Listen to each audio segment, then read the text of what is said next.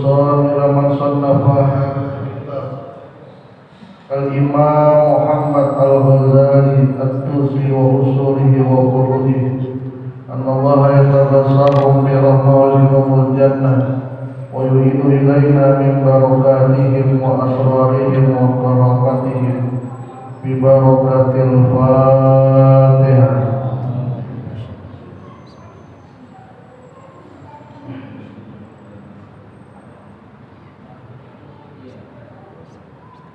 Para jamaah yang dirahmati oleh Allah Subhanahu wa taala, kita meneruskan membaca kitab Ihya Ulumuddin yang pada saat ini sudah masuk kepada jilid kedua. Karena memang kita tidak baca per huruf per kata. Kita hanya meringkas daripada isi kitab Ihya Ulumuddin. Karena kitab ini banyak sekali. Ada 4 jilid ya, 4 jilid. Kalau dibaca satu persatu cukup lama waktunya. Ada beberapa pengajian, dulu saya ikut pengajiannya Muallim Safi Azhar Al-Yarham. Dibaca domestik itu bacanya per huruf per kata. Beliau wafat diteruskan oleh Kiai Haji Sarifuddin Amsyir, Ibn Amsyir. Sekarang dipegang oleh Kiai Kamal Yusuf. Ya, akhirnya kita baik per 3 baris, 4 baris. Kalau ini dalam kitab Ihya Ulumuddin kan ada namanya istilah kitab. Dalam kitab itu ada bab. Dalam bab ada qism. Saya setiap pembahasan kitab itu paling 2 pertemuan lah. Misalnya sekarang ini tentang kitab Adabil Akli. Kitab tentang adab makan. Itu ada 4 bab. Yang pertama al-babul awal fima la budda lil munfaridi minhu. Bab pertama berkenaan hal-hal yang harus dijaga ketika makan sendirian.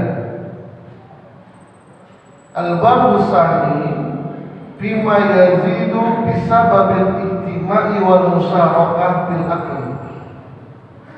Bab yang kedua berkaitan tentang hal-hal yang harus dijaga disebabkan makannya bersama-sama atau makan dengan nampan. Bab yang ketiga fi adabi taqdimit ta'ami ila ikhwani zahirin.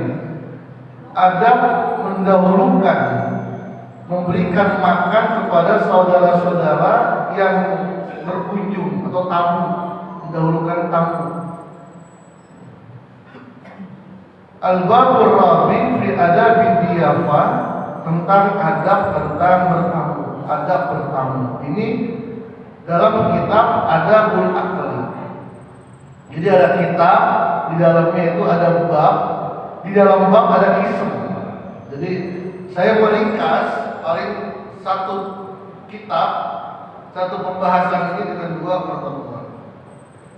Bismillahirrahmanirrahim.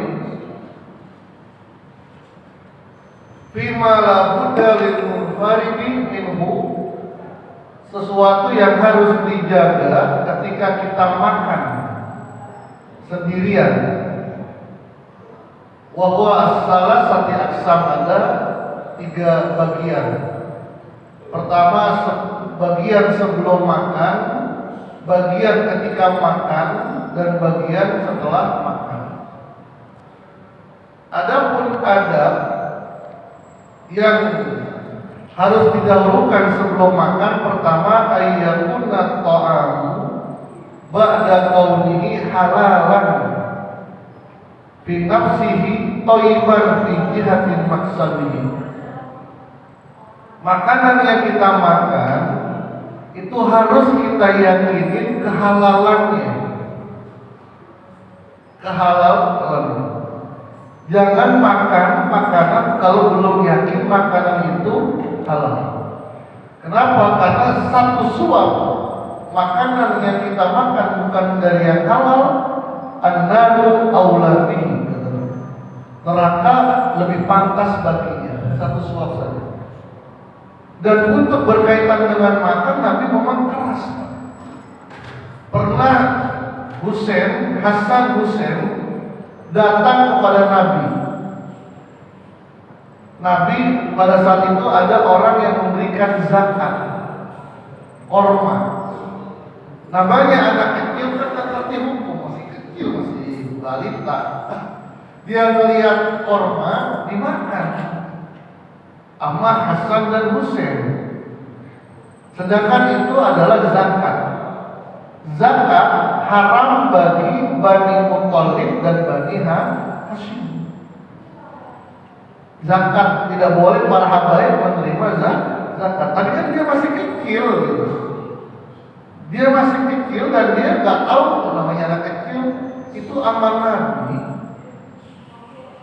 Rongkongannya dimasukin tangannya sampai muntah, sampai memuntahkan apa yang dia makan. Saking hati-hatinya. Imam Al-Ghazali ini dia punya guru namanya Imam Haramain, Imam Al-Juwaini.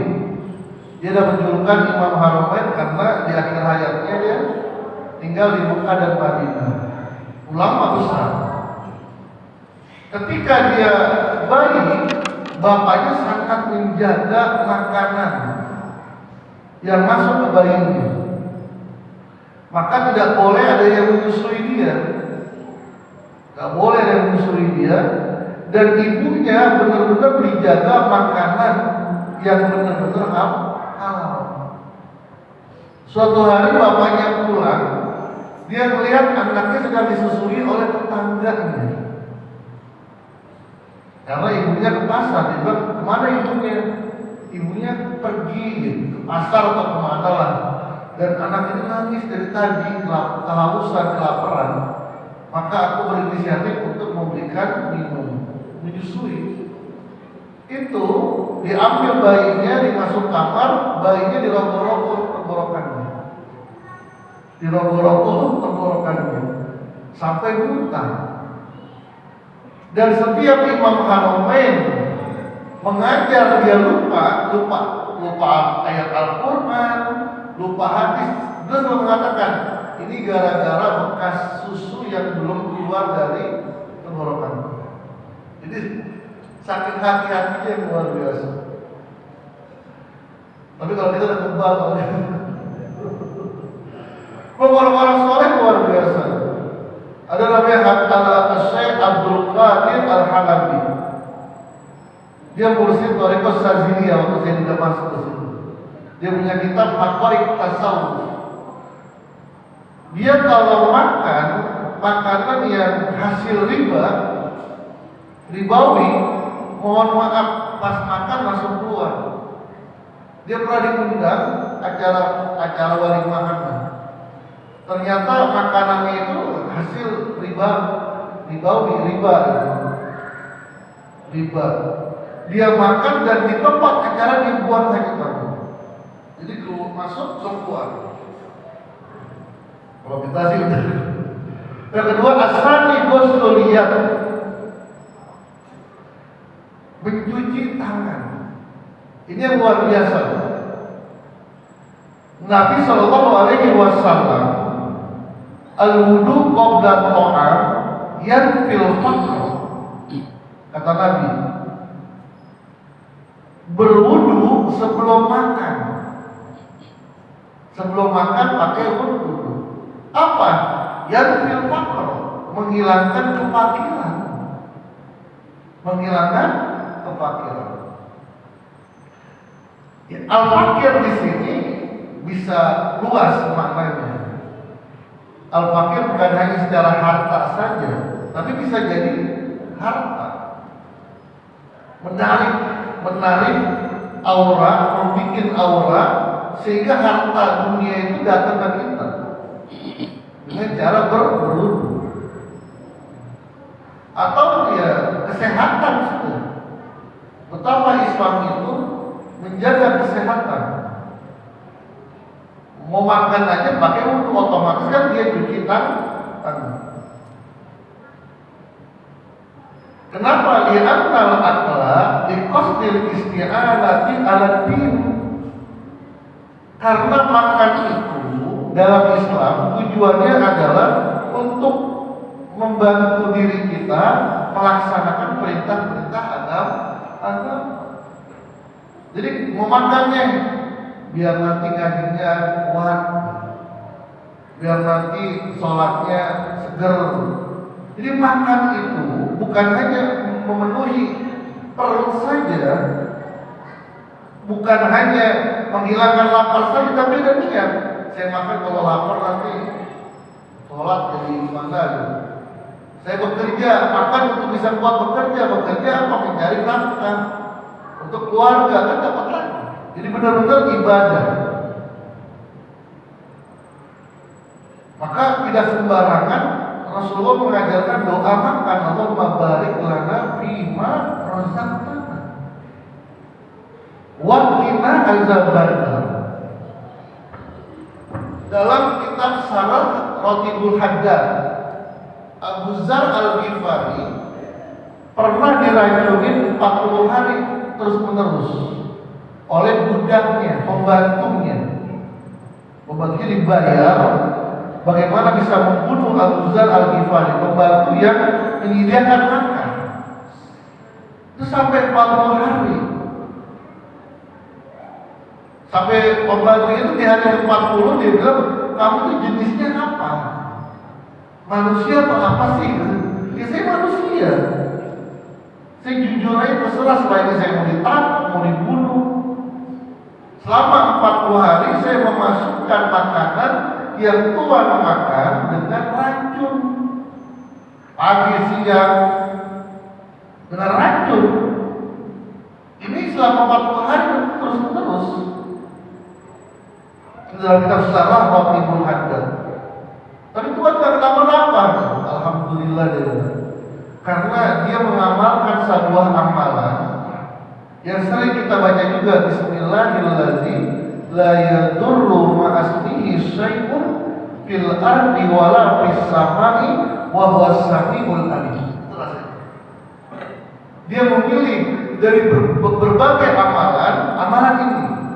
Bismillahirrahmanirrahim, la yadurru ma'asmihi syai'un fil ardi wala fis samai wa huwas samiul alim. Kenapa alasannya?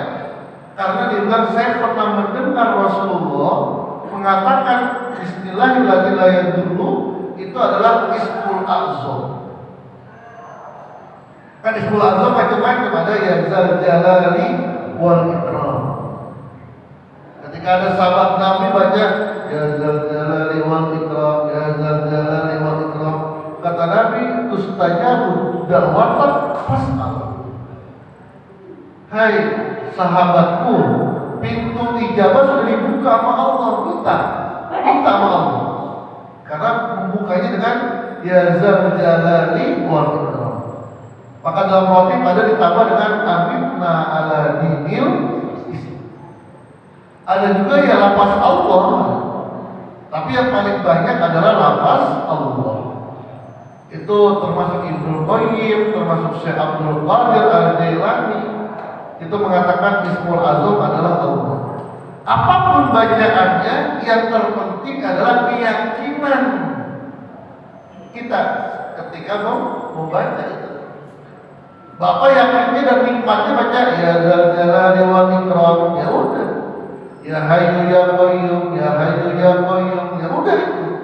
Atau melupakan Allah aja dengan zikir kopi, ya itu sih. Jadi zikir itu kayak orang belajar silat dah. Mana sih yang lebih bagus, Kimande atau apa silat karate lah atau apa lah. Ya semuanya bagus, tergantung dia berlatihnya.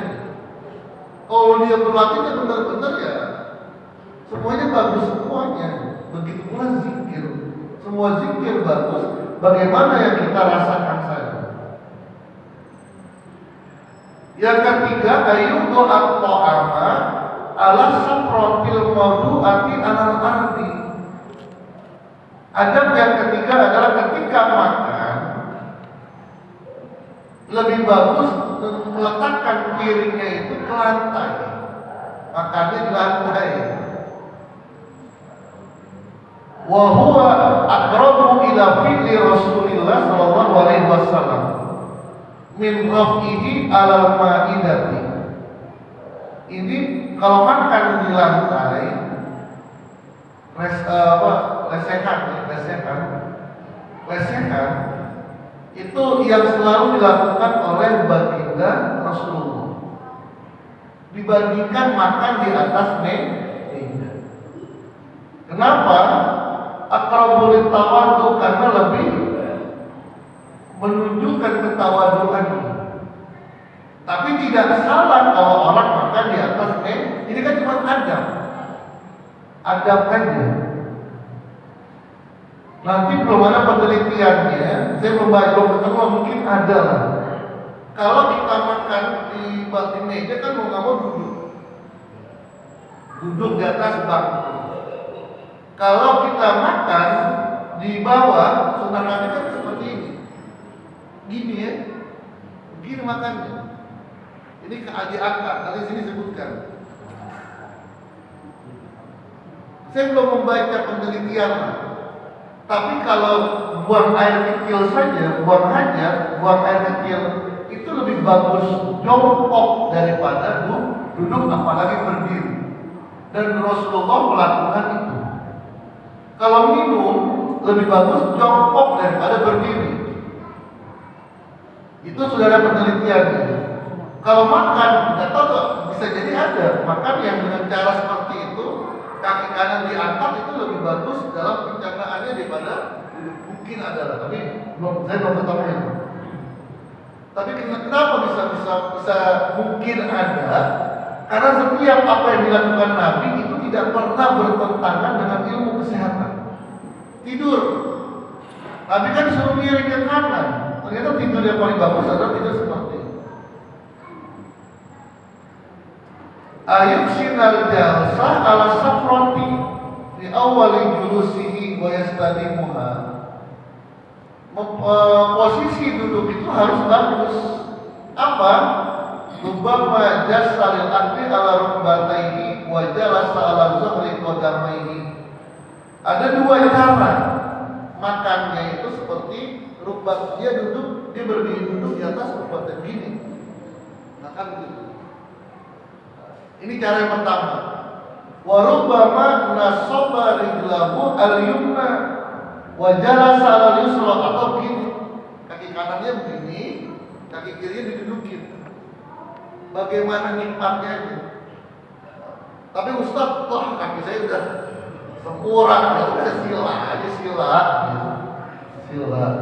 Wah sila juga gak kuat, duduk lah, yang penting duduk. Tapi begitu. Jangan berdiri. Sekarang kan ada standing apa?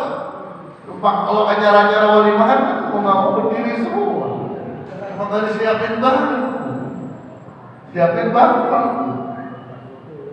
Ya emang, ya mereka ternyata zohirnya saja, tapi secara hakikatnya makannya tidak baik.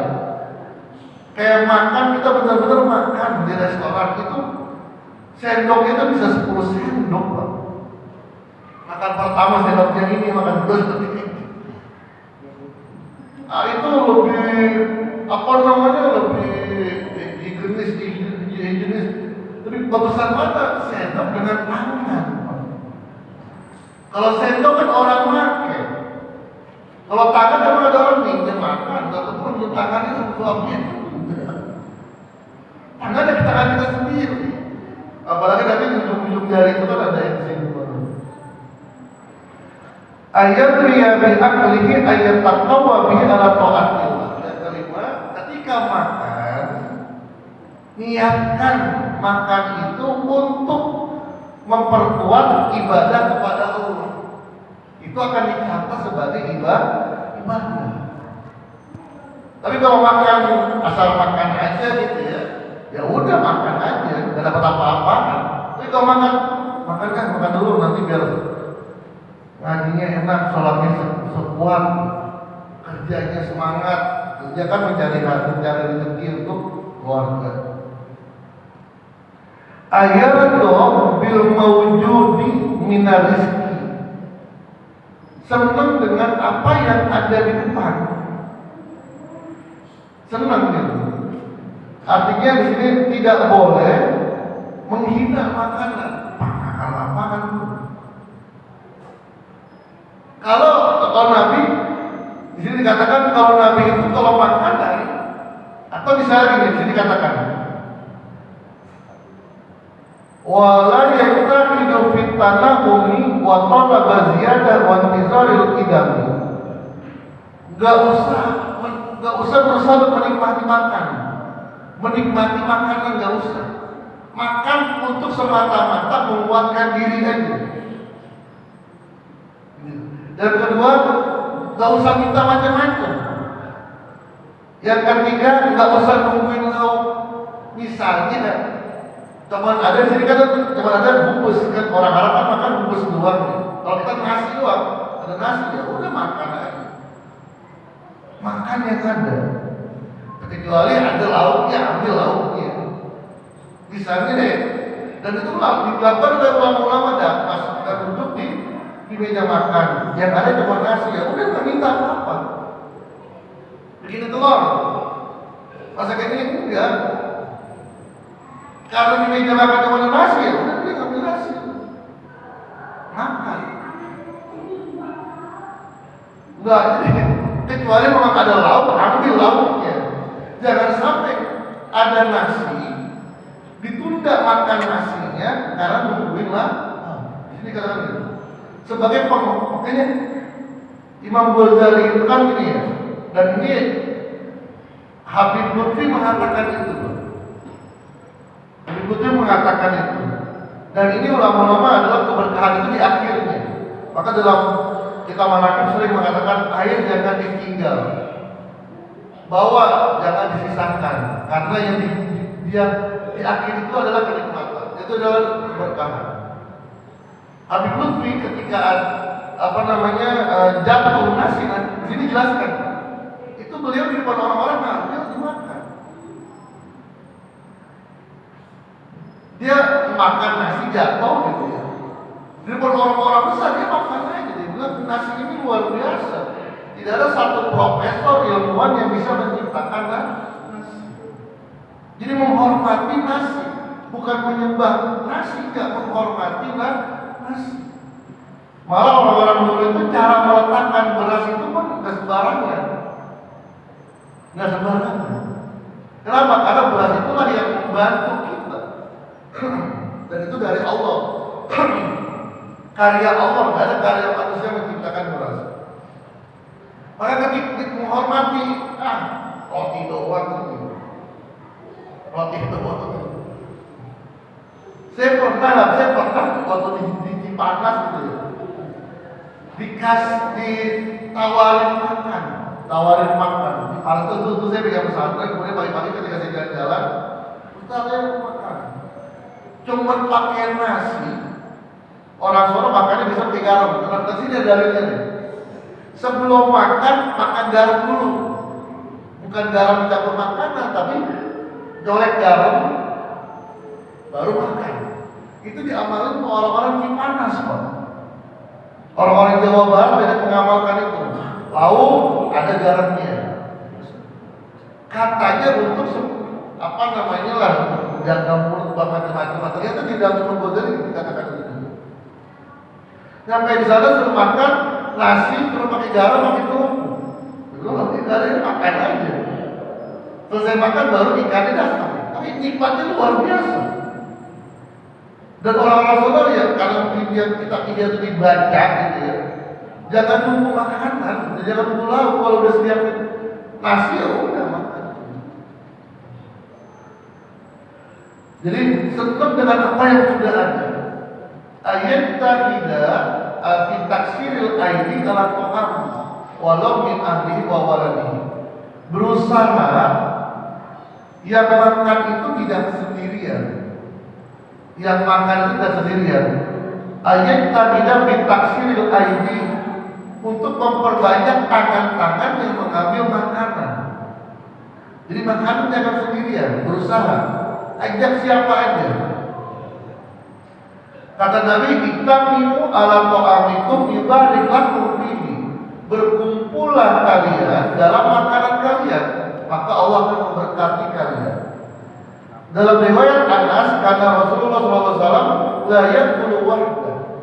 Kata Nabi, kata Anas bin Malik, aku tidak pernah melihat Nabi makan sendirian.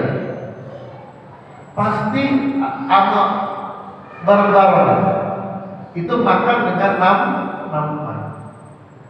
Makan bareng-bareng itu cara Rasulullah cara makan. Ternyata makan seperti itu lebih nikmat, Pak, lebih nikmat. Ustaz, tangan mereka pada kotor, jangan dilihat di situ. Dalam hadis Nabi ini ada, dalam hadis Nabi, sukrul mu'min sifatu. Itu hadis musalsal. Saya dapat ijazah dari Kiai Haji Abdul Hamid Ad-Dari. Beliau dari Syekh Sinar Padani. Dikatakan sukrul mu'min sifatu. Bekas minumnya orang mukmin sifatun adalah obat. Kalau sekarang kan enggak, bekas orang itu.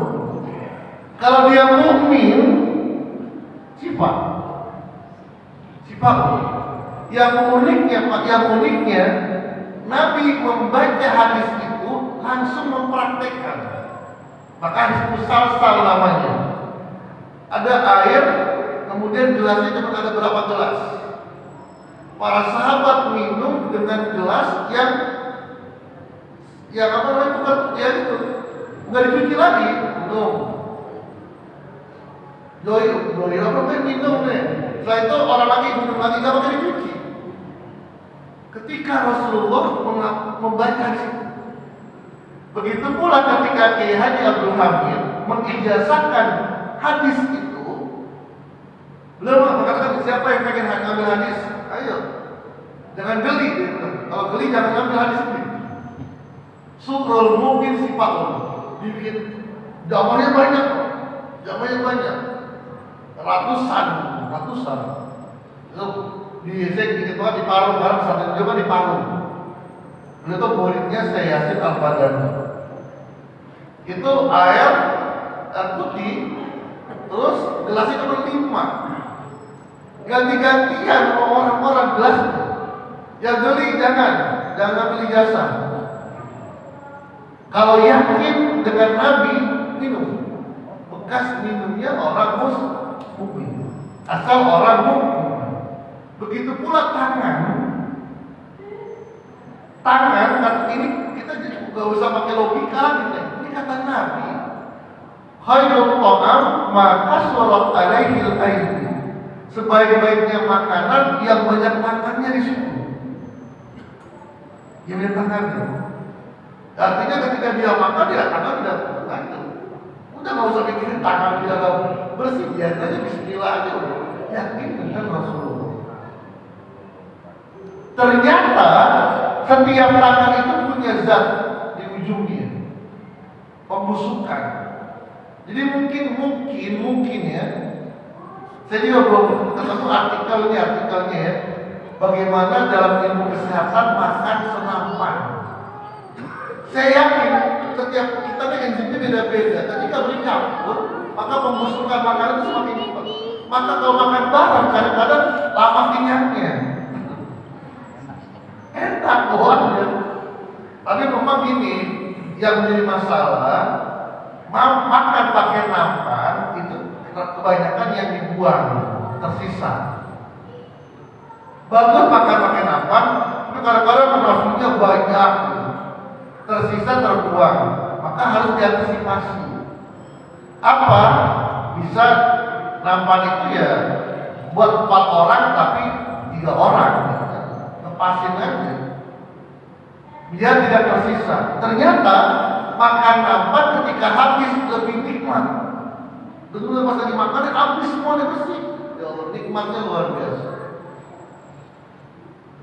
Atau bekas-bekas makan itu ada yang menampung.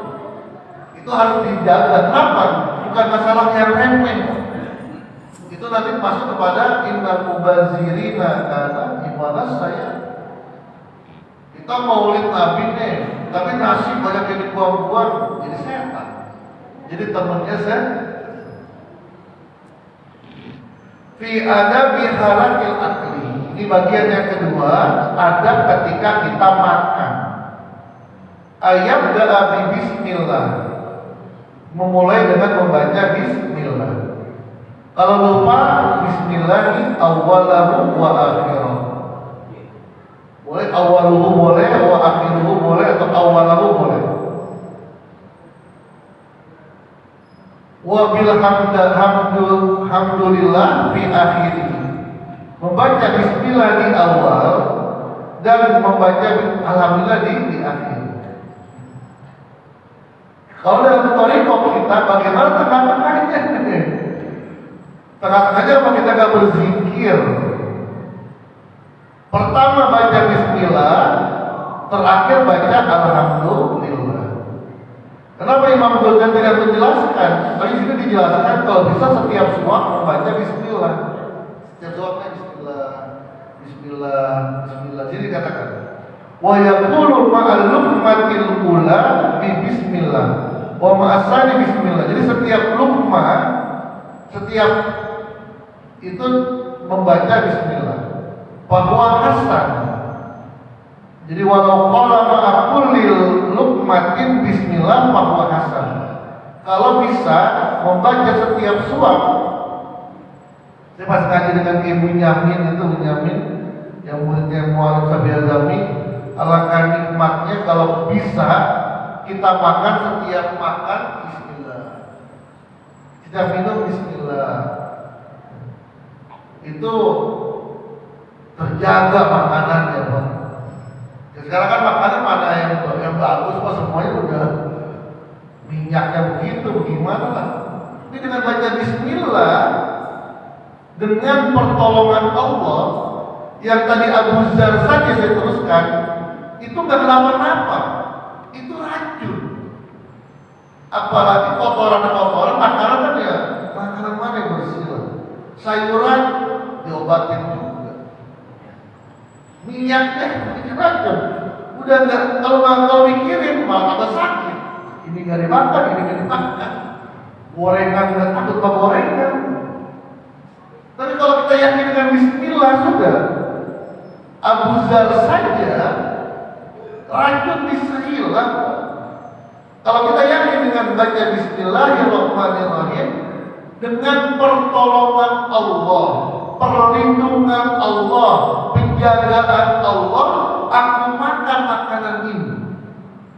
Yang tadinya bisa membuat perut kita sakit, bisa menjadi obat.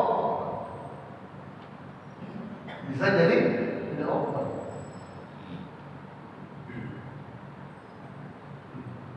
Hatta la yasquluhu syar'an zikrillah.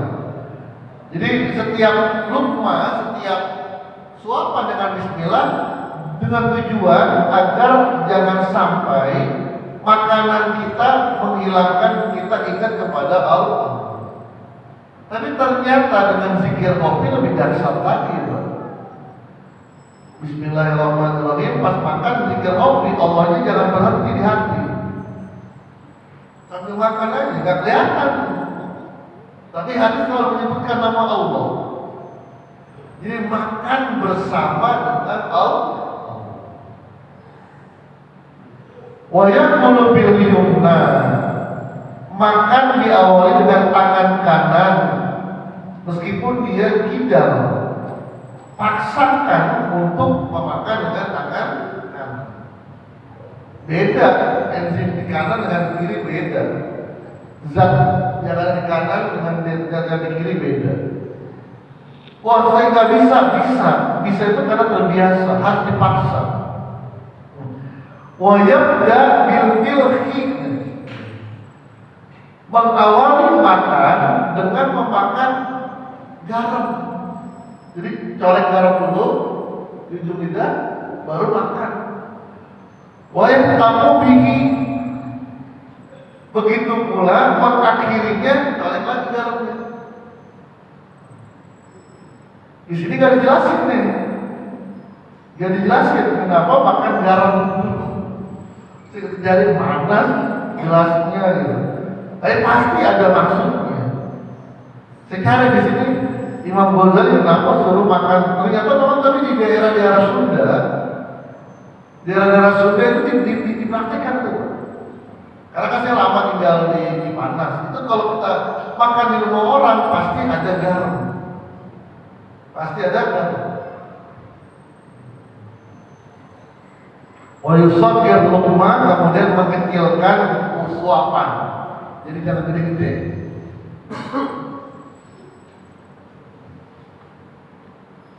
Wa ayyakula mimma yalihi, makan dengan apa yang ada di depannya.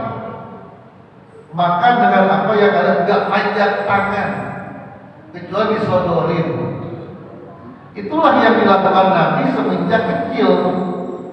Nabi tidak makan kecuali apa yang ada di depannya. Kul mimma yalihi, makanlah dengan apa yang dimakan.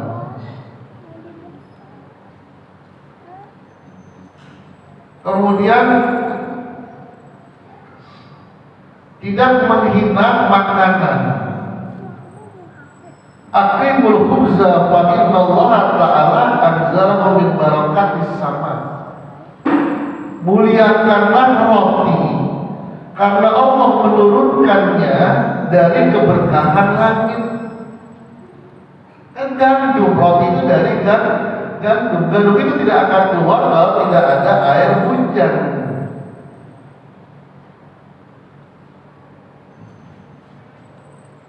Iza waqa'at luqmata ahadikum falyakhuzha. Kalau kita makan, ada makanan yang jatuh, ambil.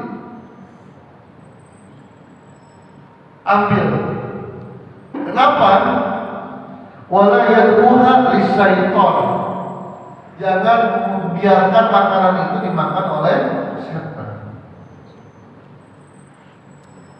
Wala yamsah yadahu bil manil hatta yalhaqqa asabi'ahu. Ketika selesai makan, jangan langsung mencuci makan sebelum mulut dimakan. Tapi Bapak, ini kan adab ya. Mungkin kalau Bapak makan dengan tamu-tamu yang di mana ya, kayak gitu kurang enak juga. Tapi kalau di rumah nggak apa-apa. Dan itulah keberkahan dari makan. Kemudian bagian yang ketiga, begitu pula minum. Ada minum itu seperti itu juga. Setiap minum membaca bismillah. Mayustahabu ba'da ta'am, apa yang dianjurkan setelah makan. Ayat sika qabla sabab, untuk berhenti makan sebelum kenyang. Jangan berisik, masih kuat berhenti makan sebelum perut kenyang. Wala iqa asabi'ahu, kemudian menjilat-jilati tangannya, jarinya, barulah membersihkan dengan mantil, dengan kotak tisu supaya siluha, kemudian baru dicuci pakai air. Man akala, ini termasuk yang tadi, wayam takit fatatat to'am, dan mengambil sisa-sisa makanan yang berjatuhan ketika makan. Jangan makan. Kan bahasa kita belum 3 menit. Ternyata ada hadisnya. Man akala ma yasqutu minal ma'idah. Siapa orang yang makan sesuatu yang jatuh dari tempat makan, dari piringnya, asal pisaatin wa ufiya fi waladihi, maka Allah berikan keberkahan apa? Dia akan hidup dengan kelapangan, hidupnya lapang. Yang menariknya lagi, Ternyata keberkahan bukan buat diri kita saja, wa ufiya fi waladihi, dan memberikan penjagaan kesehatan untuk anaknya. Jadi ketika kita menjaga dan memuliakan makanan, ternyata anak kita pun mendapatkan keberkahan itu dengan diberikan kesehatan oleh Allah. Ini hadis Nabi. Dan sini banyak riwayatnya nih, Al-Iraqi. Kalau saya yakin begini aja, Imam Ghazali ketemu dengan Nabi sering dan punya cara untuk bertemu dengan Nabi. Setiap hadis dalam kitab ini, sebelum beliau tulis, beliau tanya dulu kepada Rasulullah. Ini hadismu ya Rasulullah? Itu yang diyakini dalam dunia tasawuf. Ini karomah. Karomah itu tidak bisa diverifikasi gitu. Kita nggak ada pertanyaan dulu ya, ada saya. Atau ada pertanyaan? Oke, silakan. Waalaikumsalam. Kita aku jemaah masjid saja. Kalau dalam menghadiri undangan hidup coba makan kita kebanyakan di. Walaupun saya menyuruh tempat, walaupun berkompetisi saya duduk saja. Itu dimaklumi kalau tetap kita. Baik. Yang kedua, soal tadi yang memang menurut cara makan Rasulullah, afdalnya pakai kan. Tergantung zaman sekarang kan. Misalnya Rasulullah kan nggak ada soto, nggak ada bakso, nggak ada sebelah. Makanya baik. Pertama, layak sobat ahadukum qa'iman. Janganlah minum di antara kalian sambil berdiri. Tapi beberapa kesempatan Nabi minum dengan berdiri, dan itu dilihat oleh para sahabat. Ada sebagian mengatakan itu karena Nabi sedang minum air Zam-Zam. Sebagian juga Nabi minum air biasa, mengatakan bagusnya duduk, tapi berdiri pun masih boleh. Tapi bagusnya duduk, berdiri pun masih boleh. Begitu pula kan ya, kita kan nggak terlalu saklek banget lah. Ketika ada undangan dan tidak ada tempat duduk, ya mau diapain? Darurat lah. Daripada kita pulang lapar, makan aja. Nah, begitu pula dengan menggunakan tangan benar. Memang, tapi di zaman Nabi pun ada sayuran. Ada sayuran.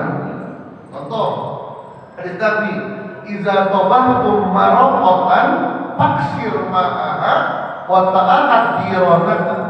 Kalau kalian masak sayuran, banyakin air. Ada sayuran. Cuma mungkin cara makan Nabi nggak kayak kita, airnya ditumpahin ke itu. Tapi kan itu kondisional, Bang. Kondisional. Ya bagusnya pakai tangan. Dan tidak ada pengharaman makan dengan sendok, dengan garpu, dengan sumpit. Tidak ada pengharaman dalam Islam. Artinya fleksibel. Bagusnya pakai tangan. Kalau memang tidak memungkinkan pakai sumpit. Kalau enggak pakai ya terserah. Jadi gitu ya. Baik, mudah-mudahan ada manfaatnya berkah semua.